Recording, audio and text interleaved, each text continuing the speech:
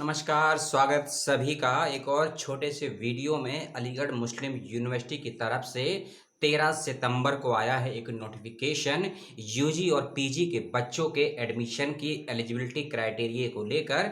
ये एडमिशन 21 और 22 के सेशन का है और 2 पाठ्यक्रमों की सूचना इसके अंदर आई है। तो पूरी सूचना आपको मिलेगी इस वीडियो में, क्योंकि 13 सितंबर को एक नोटिफिकेशन आया है और उस नोटिफिकेशन के आधार पर 27 अगस्त की नोटिफिकेशन कह लीजिए, एलिजिबिलिटी कह लीजिए या एडमिशन का क्राइटेरिया कह लीजिए, इन 2 कोर्सेज में एएमयू ने बदल दिया है, चेंज कर दिया है। कौन से कोर्सेज है, क्या बदल दिया है, उसकी बात करेंगे और क्या आपको नुकसान होने वाला है उसकी भी बात करें, क्योंकि नोटिफिकेशन पॉजिटिव नहीं है, नेगेटिव है, पहले ही बता दूं। और कोर्स का नाम सुन लीजिए, बीपीएड और MPEd, bachelor of physical education और मास्टर ऑफ फिजिकल एजुकेशन। यदि आपने एएमयू में 21 और 22 के सेशन में किया है अप्लाई और हो चुकी है आपकी प्रवेश परीक्षाएं और आप वेट कर रहे हैं कि आपका एडमिशन प्रोसेस स्टार्ट हो, क्योंकि इस कोर्सेज में बैचलर ऑफ फिजिकल एजुकेशन और मास्टर ऑफ फिजिकल एजुकेशन में आपके कई तरह के ट्रायल होते हैं, कई तरह के आपको राउंड से होते हुए गुजरना पड़ता है, क्योंकि आपका फिजिकल टेस्ट भी होता है और आपका रिटन टेस्ट भी होता है। इस कोर्स में एडमिशन के लिए आपने देखा, क्योंकि 2.5 घंटे का पेपर होता नहीं है, ये 3.5 घंटे का होता है।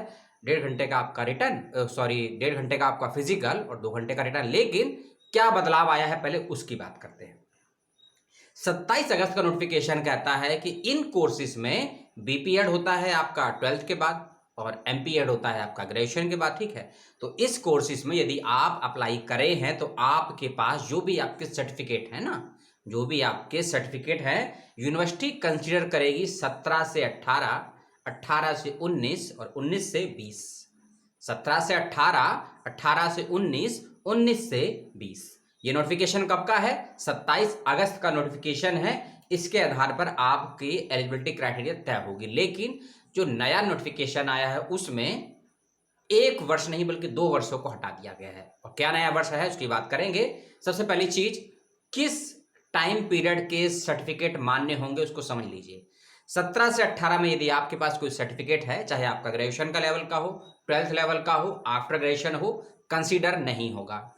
17 से 18 के बैच का आपका जो भी सर्टिफिकेट कंसीडर होगा वह है 18 से 19 और 19 से 20। यानी कि समझ लीजिए 17 से 18 में यदि आपने कोई गेम खेला है, किसी भी स्तर का हो, जोन का हो, स्टेट का हो, नेशनल हो, इंटरनेशनल, कंसीडर नहीं होगा। 17 से 18 से बैच का दोनों ही कोर्सेज में, एमपीएड में भी, बीपीएड में भी। इसके अलावा 20 और 21, क्योंकि 20 तो पूरा कोविड का रहा, लेकिन बहुत जगह स्पोर्ट्स भी हुए, तो यदि आपने 20 और 21 में भी कोई गेम खेला है किसी प्रकार का, वह भी कंसीडर नहीं होगा। अब केवल कंसीडर होंगे 2 साल के, 18 से 19 कह लीजिए या इसको आप 18 से 20 कह लीजिए।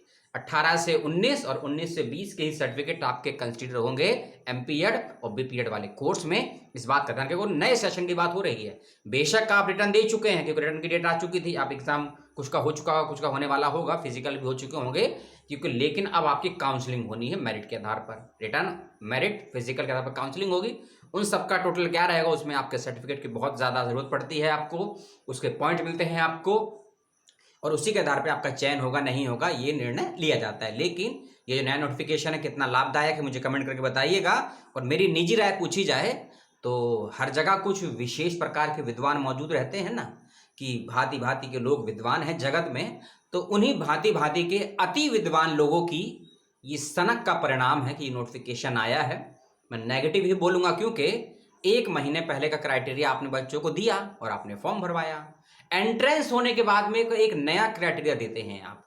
इस नए क्राइटेरिया को आप एग्जाम से 24 घंटे पहले भी देते ना, मान्य होता, लीगल होता, क्योंकि बच्चे उसके हिसाब से अपनी परीक्षाओं में सवाल जवाब को अटेम्प्ट करते।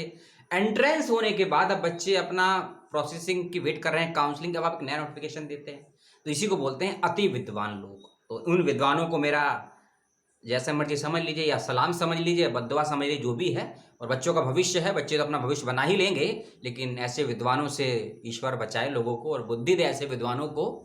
धन्यवाद।